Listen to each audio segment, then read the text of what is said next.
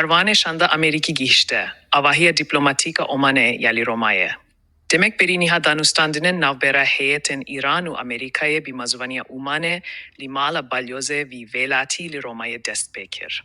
Duyemîn dewra gotûbêjên Îran û Amerîkayê li bara bernama navokî ya Îranê roja Şemiyê 19 avrîlê dest pê kir. û ev gotûbêj bi navbeynkariya Omanê û bi amadebûna nûnerên pîlebilind ên her du aliyan Ebas Irakçî û Steve Wittock bi rêve dîçin. Ligori Associated Press, danûstandin li pîş derîngirtî li balyozxaneya Omaniyê li taxa kamîlokya ya Romayê têne kirin. Karbidestekî Amerîkî, ku nexwat navexwe eşkere bike, ji ajansa Nûçeyan re pîştrast kir ku danûstandinan dest pêkirine. Medyaya devleta Îranê jî ragihand ku danûstandinan berî nîvro bi dema herêmî dest pêkirine.